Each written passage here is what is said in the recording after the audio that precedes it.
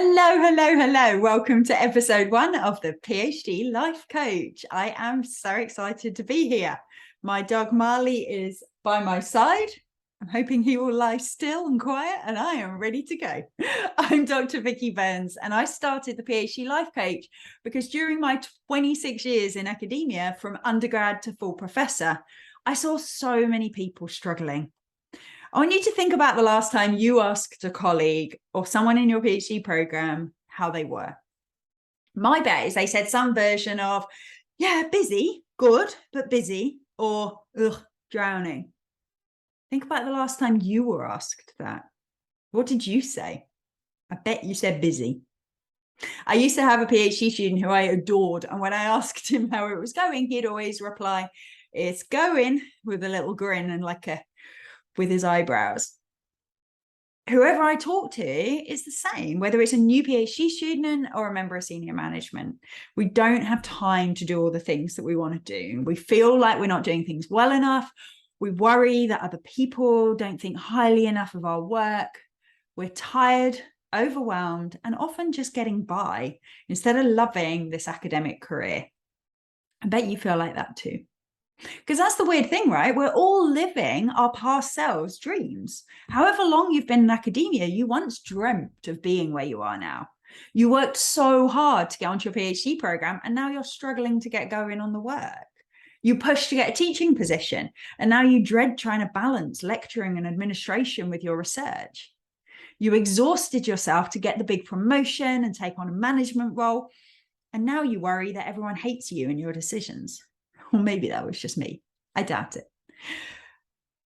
We're all exactly where we wanted to be, but often it doesn't feel the way we thought it would. I know this because I saw it all the way through. I kept thinking that when I got to the next level, people would have it together, that I would have it together. But the more I progressed, the more it stayed the same. I went on courses, early career stuff, mid-career leadership, senior leadership courses, and we all had to reflect on our experiences. And these are super high achieving people. These are amazing, amazing colleagues. But everyone still felt like they had too much to do. They worried whether they were good enough, and they still got stressed about whether they'd make the next step. At every level, people kept saying, we just need to get past this bit and it will be better. I just need to get my PhD done and it will be better. I just need to get past the end of teaching or finish my marking and it will be better. I just need to get this grant in, this conference done, whatever it is, and it will be better. And I rapidly realized that none of those things make a difference. The PhD, the promotion, the paper, the grant, they don't make you feel better because almost as soon as they're done, you're on to the next thing and feeling stressed because you haven't done that one yet. That's why the PhD Life Coach is for everyone, PhD student through to senior academic, because we all struggle and it doesn't just miraculously feel better when we get to our next goal. That sounds like terrible news, but actually it's brilliant. Trust me, honestly. What it means is we don't have to finish our PhDs to feel better. We don't need to get promoted or get that paper published or the grant in to feel better. We can work on feeling better right now. And there's a little tangent to the main focus of today, just to let you know, this isn't going to be one of those podcasts that's about, oh, let's just all get more resilient and put up with all the bad things about academia. It's not going to be that. It's also not going to be academia is broken, let's burn it all down podcast. Instead, I want us to learn how to stop making it harder for ourselves than it needs to be and how to make it a little bit easier for those directly around us. If in the process of it all, we can change some of the toxic practices that are going on, happy days, let's do it. But let's start with just making a little bit of space in our brains before we explode. So, on that note, let's get going. We are going to start today with a topic that really underpins everything else that we'll talk about over the next few weeks and months. And that is being your own best supervisor. Whoever we are, we have people in charge of us. Whether you're a PhD student, you've got your supervisor, if you're a postdoc, you've got your principal investigator, perhaps. If you're a lecturer, you've got your head of department, head of school, whatever you call them in your institution. Even if you're a pro-vice chancellor, you've got your vice chancellor above you. I really hope we get some vice chancellors listening to this too. I think they need it too. And if we do, even vice chancellors have people in government across the network that are above them, as it were. And we all have opinions about what those supervisors, those managers, those leaders should be like. We know what we want from them. In fact, if you Google what are the best qualities of a PhD supervisor or a manager, you'll find loads and loads of articles about what to look for in a leader. But what people never seem to talk about is leading yourself, about the fact that you will hear your own voice inside your head far more than you will hear the words of anyone else. The way you treat yourself will have more impact on you than anybody you're currently working with. So it's not to say we're not going to talk at some point about managing your bosses. I got a whole load of stuff to say about that, about how to manage up, how to make it a lot easier than it is, how to work out what's toxic versus what's something that you can figure out together. We're going to do all of that stuff. But first, I want you to think about the voice inside your head, the things you say to yourself. Because when I think about the meetings I have with my individual clients, they tell me, they say things to themselves that you would never tolerate anybody else saying to you. I want you to think about the person directly in charge of you. Hey, PhD supervisor, head of department, vice chancellor, whatever it is. Okay. And I want you to imagine them saying to you, yeah, you're probably just not good enough. I mean, I don't even know why you're here. You should probably give up. Everyone thinks you're an idiot. You're never going to get this all done. I mean, the world will fall apart if you don't get it done, but you're never going to. If they said those things, you wouldn't tolerate it. Or if you did tolerate it, you would at least moan about it. You would say, they shouldn't speak to me like that. It's not fair. It's not right. It's not nice. It doesn't make me work harder. It doesn't make me get more stuff done. And it definitely doesn't make me enjoy living and working here. But we say these things to ourselves all the time. I know I did. My habit, and I'm a lot better at it now than I was because I've worked on it through this coaching process, is two voices. One that said, you have to do all the things. And the other one that said, there's no way you can get all of these things done. So they will be simultaneously like fighting it out in my head. You have to do all of these things. There's no way you can get them all done. And then a sneaky third one would come in saying, and you should have done it already. Okay. There's no way you can drop it. There's no one else that can do it. All of it has to be done now, but it's impossible to get it all done. Imagine having a boss who says that to you. You got to do all the things. They're all important. Got to do them all right now. And there's not enough time. You'll never do it. And you should have done them before. It's ludicrous. But it was what I was saying to myself all the time until I started doing more of this coaching work and really thinking about the thoughts that I focus on and the things that I say to myself. So that's why I decided that this first session is going to focus on being your own best supervisor. And to keep it simple, I've got 7 qualities for you, 7 things that I want you to nurture in yourself that I think will make you the best supervisor that you can be. Some of them are things that you might have seen when you search for like what to look for in a good supervisor, a good manager. Some of them might be a little more unusual. So let's go. The first one, and this is one of the more unusual ones, is that you want to be curious. Not curious about the research or the teaching, but curious about yourself, why you do the things that you do, why you find things difficult, why you find other things easier, why you get stuff done and why you don't. And one thing I really want to point out here is when we're being curious, we're not being judgmental. We're not going, oh my God, you didn't finish that again. You're going, okay, hang on. I lined up 6 things to do today and I only did 2 of them. Okay, that's interesting. I wonder why that is. Not, oh my word, tomorrow you're going to have to work harder. You're so useless. You're so lazy. Or how does everyone else get this done? I can't do it. But I wonder why I didn't get those things done. Because when you come at it from a point of curiosity, you start to engage your problem solver brain. You start to think, my list wasn't that realistic in the first place. So maybe the problem started there. That was often my problem. I'd list like 20 things that I needed to do that day, get 10 of them done, but beat myself up about the 10 I didn't do. And when I'd show the list to people, people were like, yeah, you were never going to do all those things, so Vicky, were you? But I was still beating myself up for not doing them. So maybe when we're being curious with ourselves, we think, maybe I do need to spend longer thinking how long things will take. Maybe I need to spend a little bit longer working out what are the crucial must do today things and less time just listing everything. Maybe I could put times next to them. Maybe I could just focus on a few of them this time. Okay, maybe you'd start to reflect, actually people interrupt me during those times, so perhaps it was unrealistic to plan something for then. Or actually, how could I stop people interrupting me during that time? I wonder what I could do about that. I wonder how I could carve out some time where I won't get interrupted. Do you see how when you come at it from this curious perspective, instead of judging yourself, instead of being mean to yourself, you're seeing it just as a little problem, little challenge to be solved.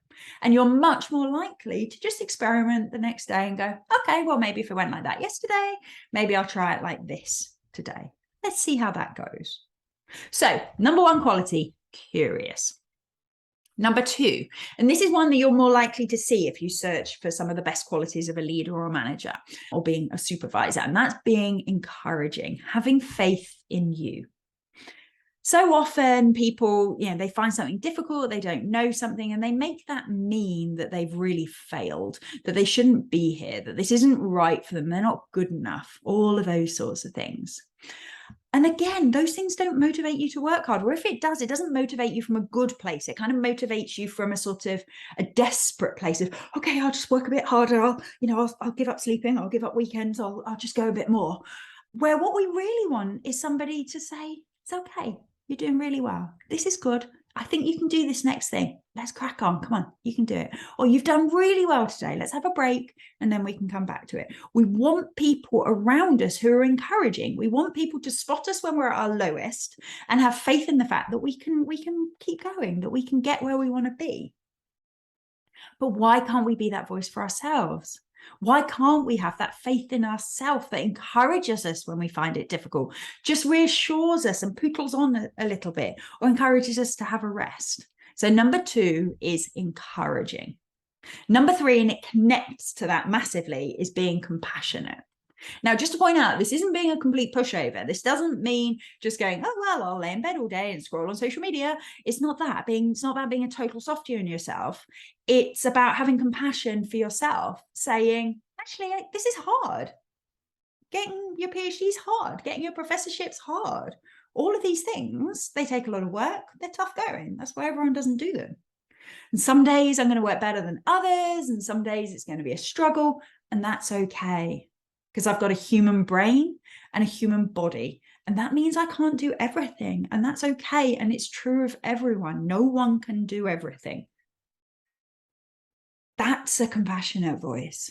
That's a voice that supports you to get done what you want to do and not even forgive yourself, but accept the things that you don't get done. Sometimes I think the thing that stops us being compassionate with ourselves is we feel like if we're too compassionate with ourselves that we'll just give up, we just won't do anything. But that's not true, and it's not only two options. People seem to think we've got this option of being compassionate where we just go, oh well, I'm going to eat chocolate in front of the telly, or we are mean to ourselves and kick ourselves to get stuff done. Actually, there's a middle ground. There's a middle ground where we can say, okay, yeah, it's difficult. Yeah, it's been a tough day. Let's just get this little thing done, or let's just take a little bit of time. Okay, because I've got faith in you and I think you can do this. So that's the third one. I want you to think about how you can navigate a more compassionate voice in your head. So we've got curious, encouraging, and compassionate. And the fourth one, and I haven't come up with a single word for this. So if you think of one, let me know in the comments. Let me know on social media. You want to let things go. So again, imagine you've got a boss you've been working with for a few years and you make a mistake. You're late for a deadline. I once forgot to turn up for a lecture. Whole lecture theatre full of students. I wasn't there. Emails started coming in. Yeah, very awkward. So imagine you do something like that, you lose something, you turn off the freezer if you're a science student, whatever, you break the bit of equipment, you lose the archive, whatever it is, okay? And you tell your boss. If your boss says, yeah, typical, you do that. You did this 2 years ago too. You were useless then. That deadline, you missed that deadline too. You're late for that one. You always do this. You just do. It's you. It's a pattern. We wouldn't like that supervisor, but we do that to ourselves all the time. We do one thing that we perceive as wrong and we extrapolate it to everything we've ever done. We think back to all the times that we've been late or all the times we've forgotten to do something. We make it this big pattern. So when you're being your best supervisor, we need to learn to let things go. If we make a mistake today, that's all it is. It's a mistake today. We don't have to remind ourselves of all the things we perceive we've done wrong in the past, or the times that we have to relate we've sort of done before. We can just focus on today and let that past stuff go. Now, I'm going to take a moment before the next one just to go on. Might be a tangent. Let's go. We'll see. I can imagine some of you are listening to this feeling a little bit skeptical, going, well, yeah, that's all very well, but how do I just change my thoughts? I've been thinking these things. I've been beating myself up since I was 12 years old. That's one of the problems. It's one of the reasons I work with people in academia.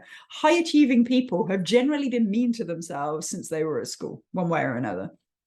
So you might be thinking, okay, yeah, I can see this would be really nice, but I can't imagine what it would be like to speak to myself like that. And I don't know how I will remember to do it. I gotcha. If you're feeling like that, you're right. This is the first thing I'm going to say. It's not easy. Changing thought patterns, changing these habits that we've had our whole lives is really hard. So just trust me that the first step is just to notice. As we go through more and more sessions talking about this stuff, we're going to go into more detail about exactly how you spot a thought, work out what effect it's going to have, and think of different thoughts. And so we're going to think about all those things.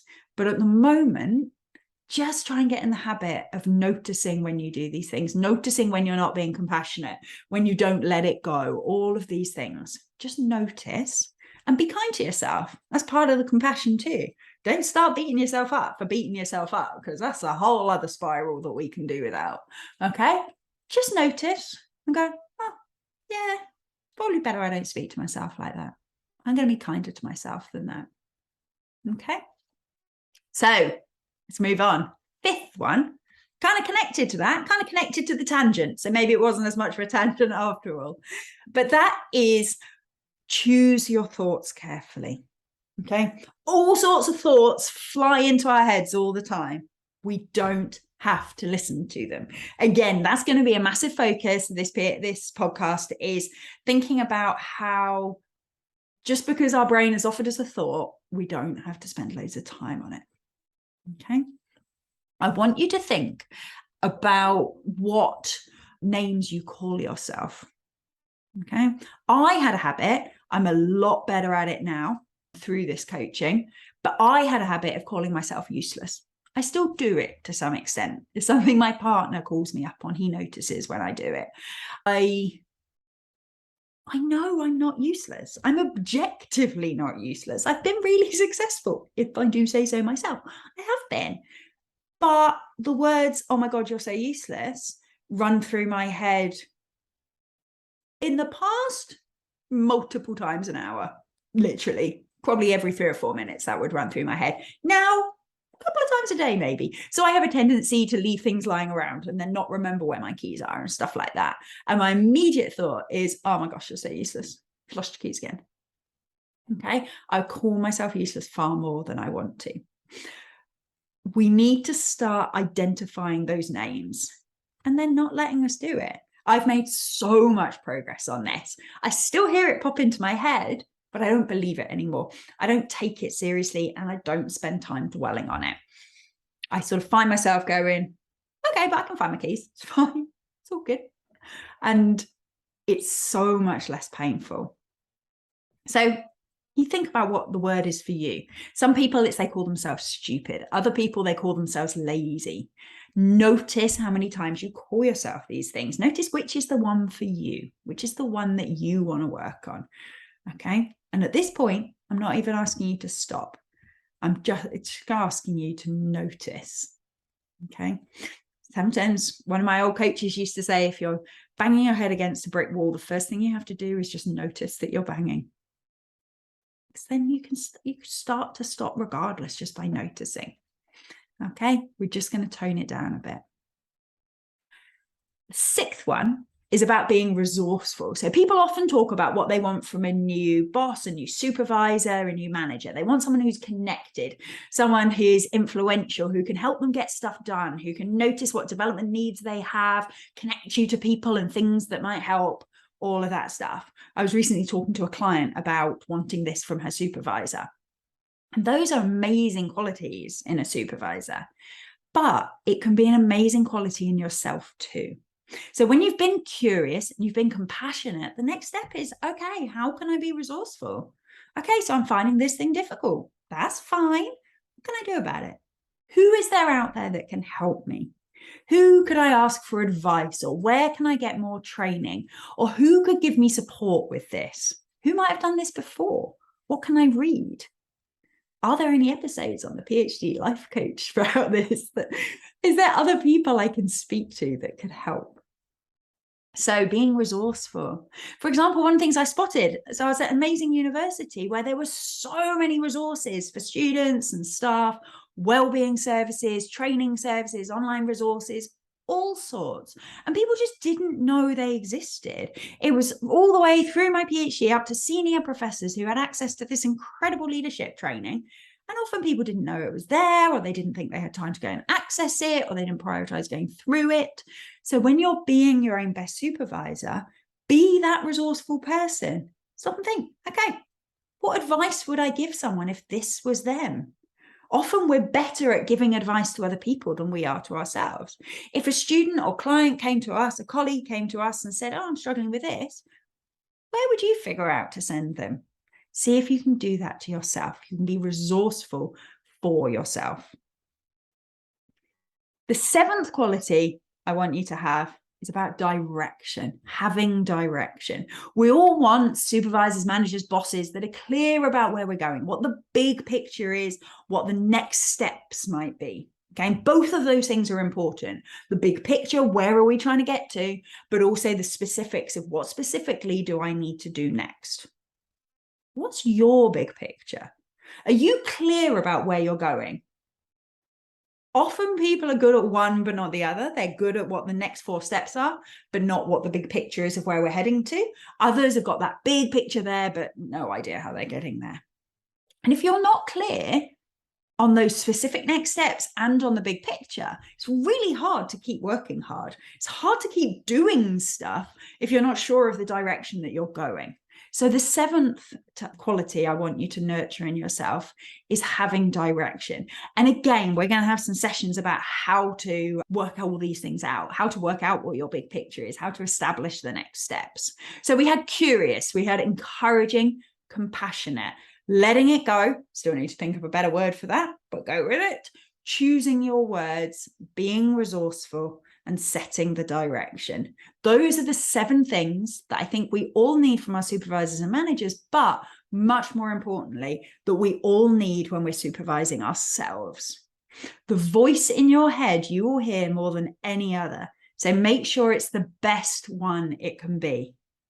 If this all seems interesting, but massive habits to break, don't worry. Like I said, we are going to go into each of these in turn over the next few weeks. We're going to think about how to spot those habitual thoughts, what impact they have on your feelings, your behavior, how they impact the results that you're getting, why you are where you are. And most importantly, we're going to figure out how you can change it. We're going to figure out how you can speak to yourself better, how you can give yourself more direction, get the support that you need. This is all about us enjoying this academic life that we've created, that we've dreamt of, but making it exactly what we want it to be, making the rest of our lives what we want them to be, and having some fun along the way. I really hope you've enjoyed this first episode. I have loved talking with you, and I look forward to speaking with you next time.